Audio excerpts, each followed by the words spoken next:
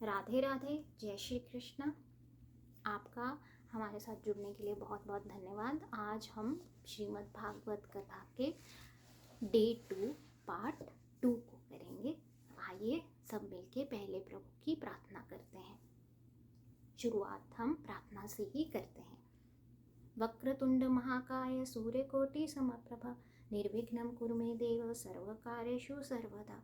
इतना तो करना स्वामी जब प्राण तन से निकले, गोविंद नाम लेकर फिर प्राण तन से निकले। श्री गंगा जी का तट हो या जमुना जी का तट हो, मेरा सांवरा निकट हो जब प्राण तन से निकले। श्री वृंदावन का थल हो, मेरे मुख में तुलसी दल हो, विष्णु चरण का जल हो जब प्राण तन से निकले।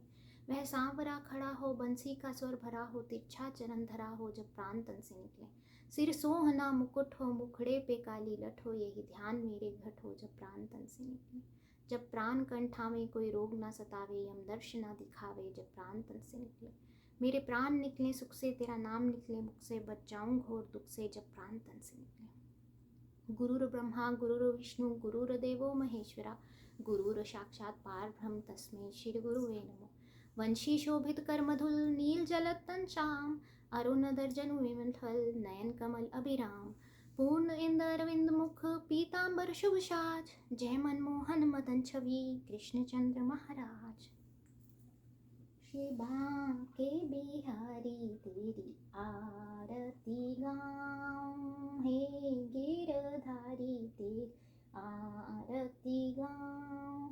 मोर मुकुट प्यारे शीश पे सोहे प्यारी, वंशी मेरो मन मोहे देख छवि बलिहारी। मैं जाऊं श्री बांके बिहारी तेरी आरती गाऊं। चरणों से निकली गंगा प्यारी, जिसने सारी दुनिया तारी, उन चरणन के मैं दर्शन पाऊं। श्री बांके बिहारी तेरी आरती गाऊं।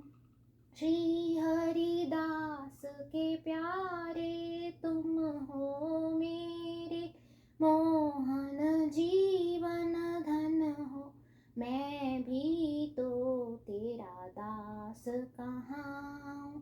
श्री वृंदावन वास में पाऊं, श्री बांके बिहारी तेरी आरती गाऊं। संग में विराजे राधा प्यारी, ललिता विशाखा सखियां सारी, देख युगल छवि बलि बलि जाऊं। श्री बांके बिहारी तेरी आरती गाऊं। श्री कुंज बिहारी तेरी आरती गाऊं। श्री बाल कृष्ण तेरी आरती गाऊं, हे गिरवर तेरी आरती गाऊं। ओम परमात्मे नमः। बोलिए श्री बांके बिहारी लाल की जय। श्रीमद् भागवत पुराण की जय। श्री सुखदेव जी महाराज की जय। वासुदेवासुतं देवं कंस चांडूर मर्दनम, देवकी परमानंदम कृष्णं वंदे जगद्गुरु। श्री कृष्णं वंदे जगद्गुरु। तो कल हमने क्या सुना था? भगवान के 17वें अवतार का प्राकट्य। और कौन थे भगवान के 17वें अवतार? भगवान के 17वें अवतार थे श्री वेद व्यास जी। तो वेद व्यास जी का जन्म हमने कल पढ़ा था। अब हम वहाँ से आगे चलते हैं। वेद व्यास जो थे ये बहुत ही अच्छे, बहुत ही बढ़िया संत थे। और इनने क्या किया? इनने बहुत ग्रंथ लिखे हैं। और इन्होंने जो हमारे वेद थे उनका इन्होंने संचार किया। हमारे वेद एक थे, इन्होंने उनको 4 कर दिया। फिर उन्होंने उपनिषदों का भी निर्माण किया। उपनिषदों का निर्माण करने के बाद इन्होंने बहुत ग्रंथ लिखे। ग्रंथ लिखने के बाद में इन्होंने महाभारत लिखी है। इन्होंने 17 पुराण लिखे हैं। पर फिर भी इनके मन में शांति नहीं मिली। तो इन्होंने श्री नारद जी से पूछा कि मैं क्या करूं, मेरे मन में बहुत अशांति है। तब नारद जी की कृपा से और उनकी आज्ञा से इन्होंने भागवत पुराण की रचना की है। तो नारद जी इनके गुरु बने हैं और नारद जी की प्रेरणा से इन्होंने भागवत पुराण की रचना की है। यहाँ पर भागवत में ये भी बताते हैं कि नारद जी कैसे इनको प्रेरणा देते हैं, कि नारद जी का पिछले जन्म के बारे में है और कैसे उस जन्म में उन्होंने सत्संग का साथ दिया तो वो अपने पुनर्जन्म में ब्रह्मा जी के पुत्र हुए हैं और वो अब अपनी मर्जी से कभी भी भगवान श्री हरि को मिल सकते हैं। और उन्हीं की प्रेरणा से वेद व्यास जी ने ये रचना की है। तो देखिए यहाँ पर दो चीज़ें बताई गई हैं। एक कि आप सत्संग करेंगे, अच्छे मनुष्य का संग करेंगे तो हमेशा आपकी भला ही होगा, आपका भला ही होगा और भगवान भी आपके और करीब आएंगे। और दूसरा क्या सीखने को मिलता है? दूसरा ये सीखने को मिलता है कि गुरु जो है वो हमारे को हमेशा एक अच्छी प्रेरणा देता है। नारद जी यहाँ पर इनके गुरु बने हैं और उन्हीं की प्रेरणा से इन्होंने इतने बड़े भागवत पुराण की रचना की है। और इसमें फिर आगे आता है कि नारद जी की प्रेरणा से इन्होंने भागवत पुराण की रचना तो कर ली, फिर इनके मन में आने लगा कि भागवत पुराण और ये जितने भी ग्रंथ हैं ये तो परमहंसों का की सौगात है, ये तो उन्हीं को मिलने चाहिए। तो ऐसा संत और ऐसा परमहंस मैं कहाँ से लाऊं? कौन होते हैं परमहंस? कौन होते हैं ऐसे महापुरुष जो हमेशा प्रभु की मग्न में, प्रभु की लगन में मग्न रहते हैं, प्रभु की स्तुति में मग्न रहते हैं? वो होते हैं परमहंस। तो ऐसा परमहंस कौन है? जब ये प्रश्न वेद व्यास जी के मन में आया तो उन्होंने सोचा कि ऐसा परमहंस जो प्रभु का प्रेमी है, जो प्रभु का परम भक्त है, वो तो मेरे घर में ही विराजमान है। तो इन्होंने अपने पुत्र शुकदेव जी को भागवत पुराण का क्या किया है? उपदेश दिया है। और शुकदेव जी जो हैं उन्होंने आगे भागवत जो है वो परीक्षित जी से कही है। तो बोलिए शुकदेव जी महाराज की जय। तो वेद व्यास जी ने ऐसे शुकदेव जी को भागवत का संदेश दिया है और उपदेश भी दिया है। इसके बाद शुकदेव जी ने परीक्षित जी को ये कथा सुनाई है। पर परीक्षित जी की कथा में आगे बढ़ने से पहले हम परीक्षित जी के जन्म का जान लेते हैं कि कैसे अपनी माँ के गर्भ से ही परीक्षित जो अपनी माँ के गर्भ से ही प्रभु की भक्ति में लीन हुए और कैसे गर्भ में ही प्रभु ने इनकी रक्षा की है। देखिए इस चीज़ का बहुत फर्क पड़ता है कि माँ जो है जब वो गर्भवती होती है तो वो क्या करती है। अगर माँ भक्त है और वो भक्ति करती है तो निस्संदेह उसका जो बच्चा, उसके जो औलाद उसके पेट में पल रही है वो भी आगे भक्त ही होती है।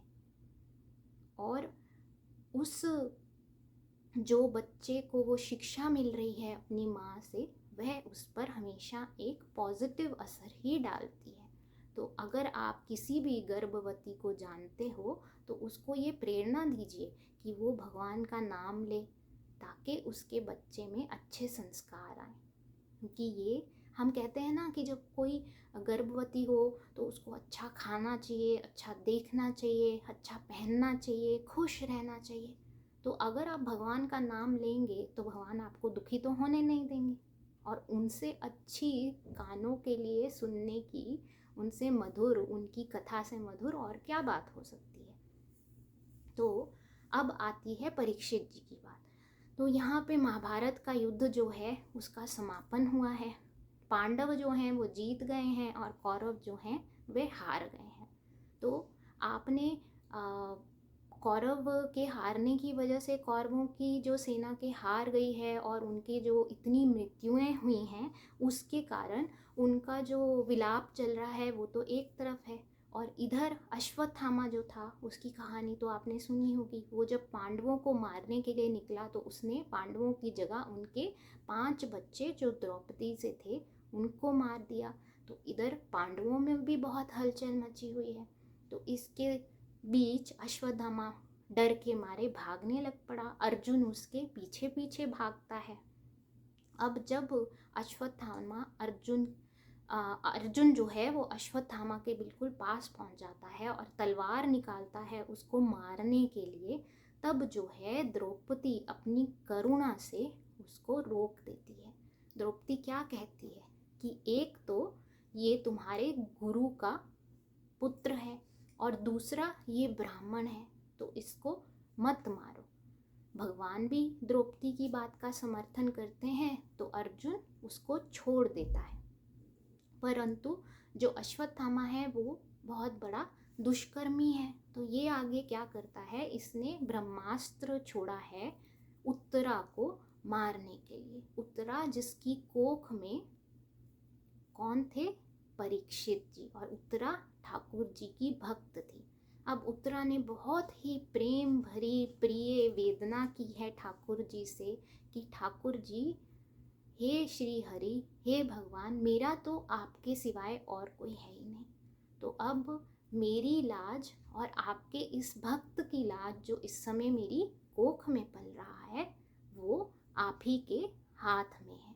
तो प्रभु ने भी अपना कर्तव्य निभाया है। आपसे पहले भी मैंने कहा था कि आप भगवान से एक लगन लगा के देखिए, भगवान कभी भी आपका साथ नहीं छोड़ेंगे। 100 कदम चल आएगा वो, 2 पग तू भी जा। तो वो 2 पग उठाने बहुत ज़रूरी है। वो तो 100 कदम चलाएगा और हमारी कठिनाई यही है कि वही 2 कदम हमसे उठते नहीं हैं, और उठ भी जाते हैं तो हमारा विश्वास इतना नाजुक होता है कि वो ज़रा सी चोट में टूट जाता है।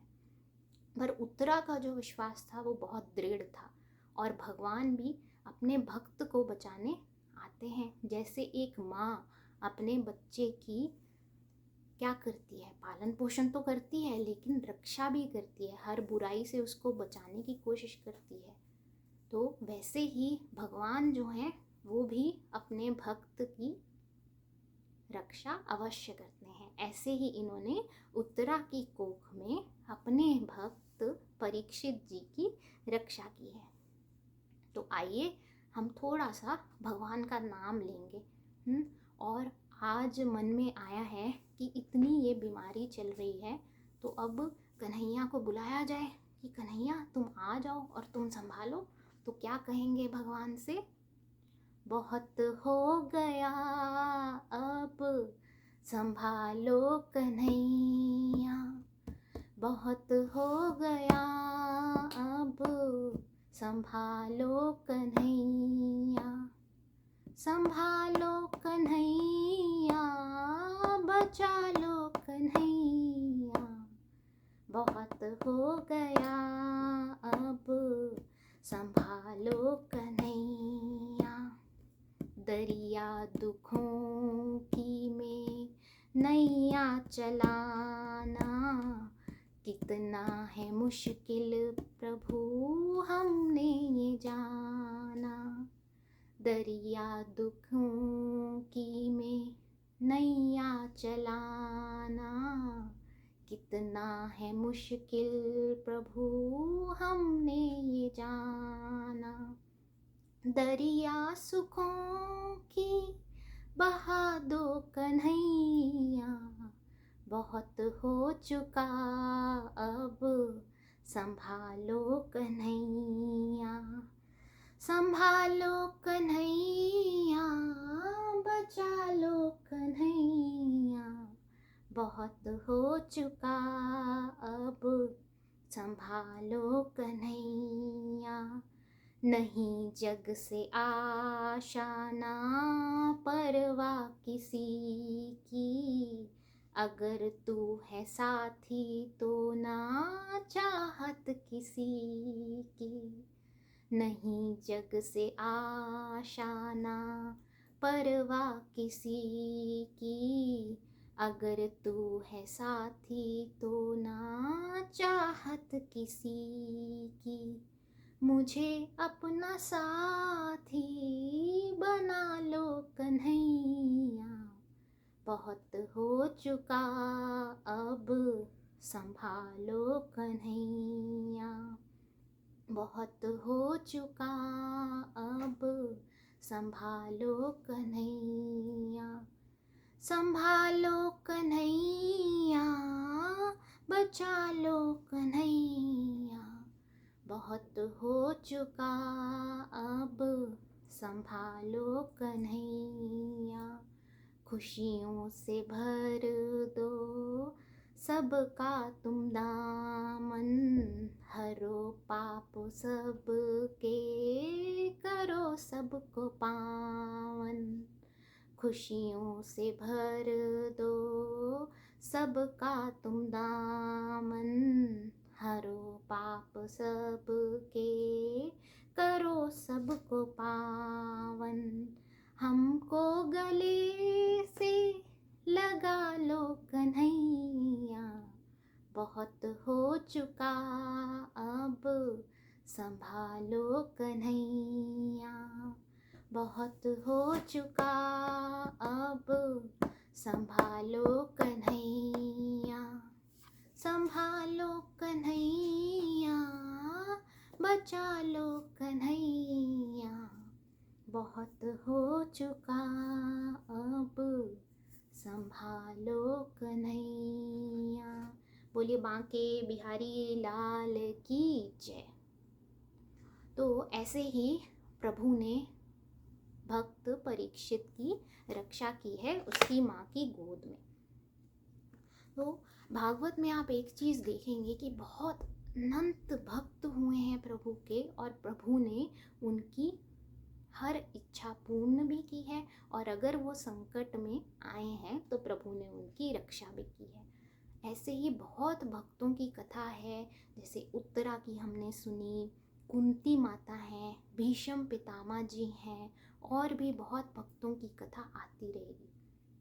थोड़ा सा हम भीष्म पितामह की कथा का वर्णन करेंगे यहाँ पे, क्योंकि बहुत ही अलग, बहुत ही प्यारी उनकी भक्ति की कथा है।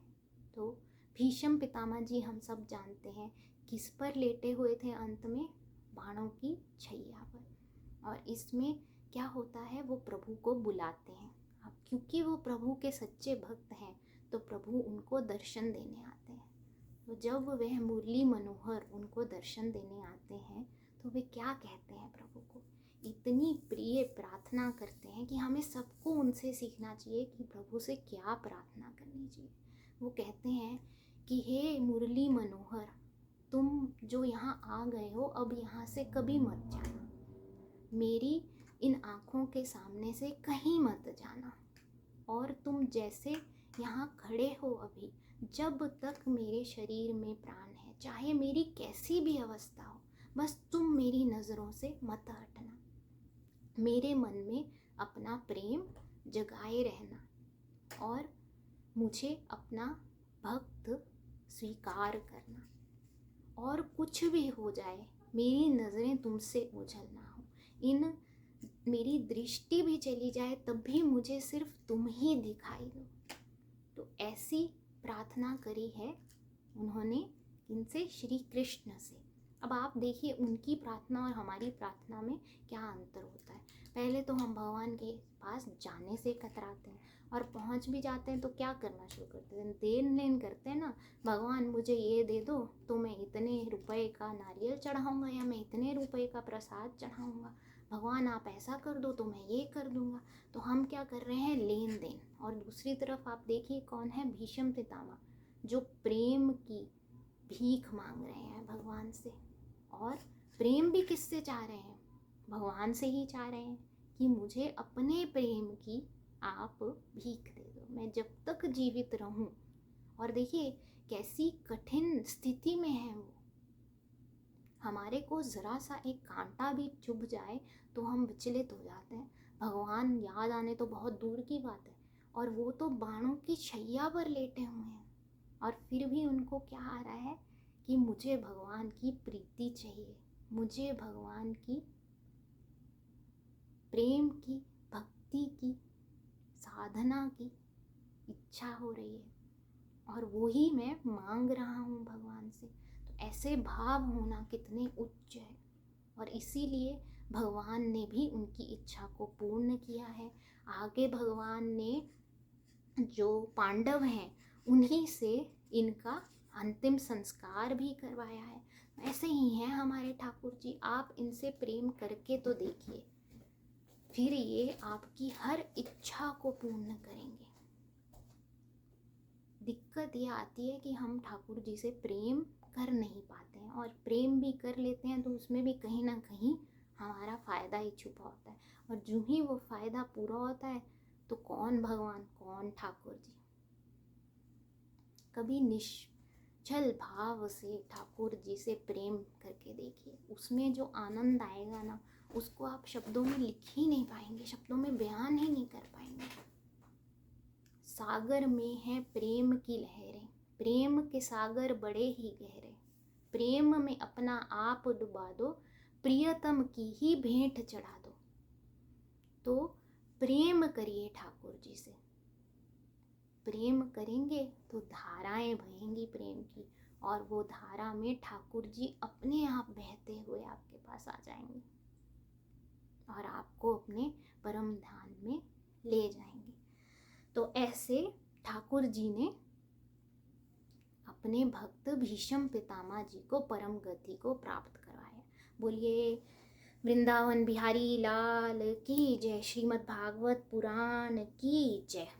अब प्रभु श्री कृष्ण की जो लीला है वो 125 वर्ष चली है कृष्ण अवतार में, और अंत में क्या होता है, अंत में कृष्ण लीला के आप सब जानते हैं कि अंत में जो यादव हैं वो आपस में ही लड़कर मर गए हैं, और ठाकुर जी अपनी लीला को समाप्त कर कर अपने गोलोक चले गए हैं। अब इधर क्या होता है, जो अर्जुन है वह द्वारका जाता है, द्वारका जाता है और उसको ये पता चलता है कि ठाकुर जी जो हैं वो सब छोड़कर कहाँ चले गए हैं, अपने गोधाम वापस चले गए हैं, उनकी लीला का समापन हो चुका है। तो इधर वो आता है, सब पांडवों को, अपने भाइयों को ये खबर सुनाता है, तो सब पांडव बहुत उदास होते हैं, विचलित होते हैं, परंतु उनमें जो उनकी माँ है, जो ठाकुर जी की बुआ भी हैं, वे जो हैं सबसे विचलित होती हैं, और इतनी विचलित होती हैं, इतनी दुखी होती हैं कि वे अपने प्राण ही त्याग देती हैं। तो कुंती माता ने यहाँ पर ठाकुर जी के जाने की खबर सुनने पर ही अपने प्राण त्याग दिए हैं। इतनी श्रेष्ठ भक्त थी वो ठाकुर जी की कि जब मेरा ठाकुर नहीं रहा है तो मैं रहकर क्या करूँगी। कुंती जी का एक और प्रसंग है, छोटा सा सुनाती हूँ आपको, कि जब पांडव जीत गए महाभारत का युद्ध, उनको अपनी सारी जो प्रॉपर्टी थी, सारा जो उनका महल था, राजपाट था, वो सब मिल गया है। तो अब तो खुशियों के दिन आ गए हैं, खुशियों के दिन आ गए हैं तो सब तरफ खुशियाँ भी फैली हुई हैं। और ठाकुर जी कहाँ जाते हैं इसके बाद, ठाकुर जी जाते हैं द्वारका।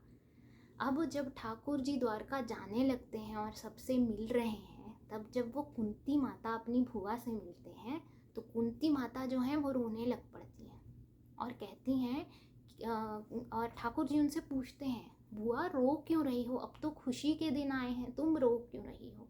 तो कुंती माता कहती हैं कि हे कृष्ण, इन सुखों से अच्छे तो दुखी थे।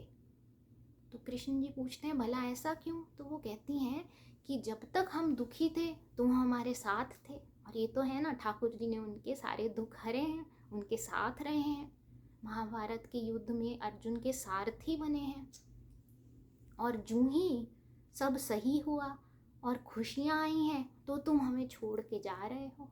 देखिए कितना प्यारा भाव है कुंती माता का, दोनों ही भाव कितने प्यारे हैं कि एक तरफ तो वो दुखी रहना चाहती हैं क्योंकि दुख में ठाकुर जी उनके साथ रहे हैं। हम कभी मांगते हैं ठाकुर जी से दुख, हम तो हमेशा सुख ही मांगते हैं। और दूसरी तरफ जब पता चलता है कि ठाकुर जी की लीला जो है वो समाप्त हो गई है और ठाकुर जी जो हैं वो अपने परम धाम को चले गए हैं, तो कुंती माता ये सहन ही नहीं कर पाती हैं और उनके जाने के दुख में अपने प्राण त्याग देती हैं। भक्ति ऐसी होनी चाहिए कि एक भीष्म पितामह हैं जो बाणों की छैया पर लेटे हैं पर प्रभु से प्रभु की भक्ति की भीख मांग रहे हैं, और एक कुंती माता है जो प्रभु की लीला समाप्त होने का सुनकर प्राण ही त्याग देती हैं। तो ऐसी भक्ति की प्रभु से भीख मांगनी चाहिए कि हमें भी उस श्रेणी के भक्त नहीं तो उसके आसपास तो बना दें। हम तो थोड़ा सा दुख होता है तो विचलित हो जाते हैं, खुशी होती है तो भगवान को भूल ही जाते हैं।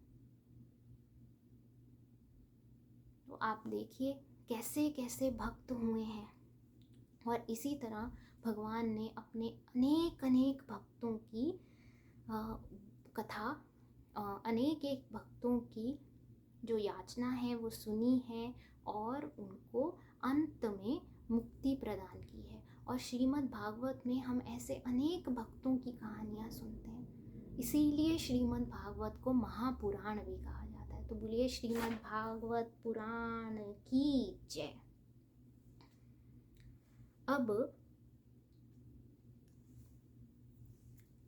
जो परीक्षित जी हैं उनका वर्णन है आगे कि कैसे उन्होंने अपना राजपाट संभाला है और फिर कैसे आगे चलकर वो एक अच्छे राजा बने हैं। जब पांडव जो हैं वो महाप्रयाण को चले गए हैं इनका राज तिलक करके, तो ये एक बहुत अच्छे राजा बने हैं। इन्होंने अपना राजपाट संभाला है बहुत अच्छे से और सब कार्य बहुत कुशल से कर रहे हैं। तो ये कहानी जो है ये हम आगे पूरी करेंगे कि कैसे परीक्षित जी को शुकदेव जी ने गंगा के तट पर भागवत पुराण सुनाई थी। और परीक्षित जी कहते हैं कि परीक्षित जी मर गए हैं, पर आप बताइए परीक्षित जी कहाँ हैं या कहाँ नहीं हैं। आज भी जब जब जहाँ जहाँ भागवत जी होती हैं वहाँ वहाँ परीक्षित जी होते हैं। तो परीक्षित जी मर कर भी अमर हो गए हैं, ऐसी है ये भागवत कथा। मुक्ति तो मिली ही है उनको, पर देखिए आज भी जब भी भागवत की कथा होती है तो परीक्षित जी का जो व्याख्यान आता है उसके बिना ये कथा हो ही नहीं पाती है। ऐसी है उस करुणा निधि की कृपा। तो अब परीक्षित जी की जो पूरी कथा है वो हम कल के पार्ट 3 ऑफ डे 2 में करेंगे। आइए अब हम भगवान का नाम लेते हैं। हरे कृष्ण कृष्ण कृष्ण हरे हरे, हरे राम राम राम हरे हरे, हरे कृष्ण कृष्ण कृष्ण हरे हरे, हरे राम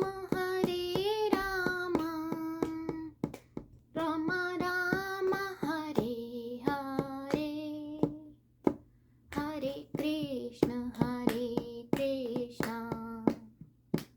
कृष्ण कृष्ण हरे हरे, हरे राम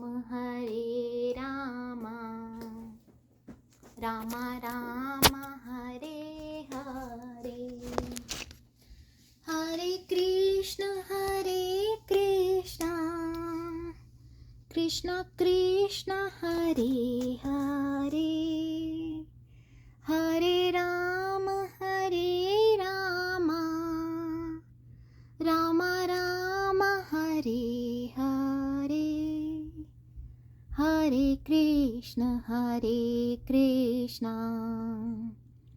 कृष्ण कृष्ण हरे हरे, हरे राम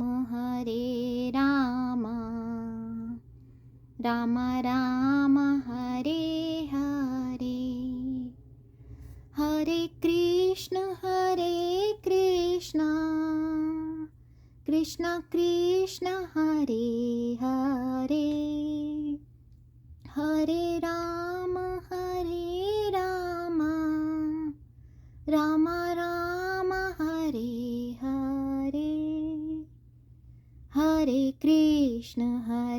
कृष्णा कृष्णा कृष्णा हरे हरे। बोल बांके बिहारी लाल की जय।